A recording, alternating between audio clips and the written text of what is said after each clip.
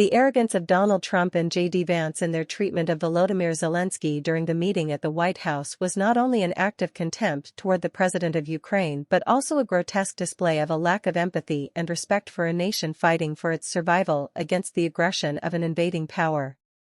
Instead of extending a supportive hand to a country that has endured years of war, destruction, and human losses, Trump and Vance chose to humiliate Zelensky, accusing him of being disrespectful and ungrateful.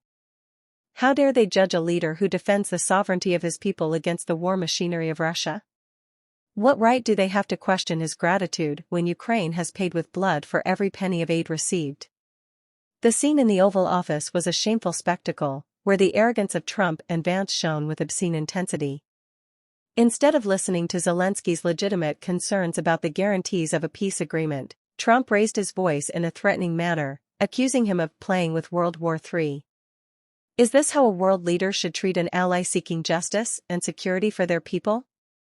Where was the dignity and respect deserved by a president who has shown unwavering courage in the face of adversity?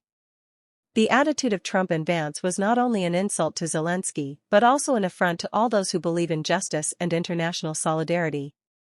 Their words and actions reflect a profound lack of humanity and a distorted view of power, where brute force and intimidation seem to be the only tools of negotiation. As the world watched in outrage, these two men demonstrated that, for them, humiliating a leader who defends his people is more important than pursuing a lasting and just peace. In contrast, the messages of support from European leaders and others around the world toward Zelensky highlight the importance of solidarity and respect in times of crisis.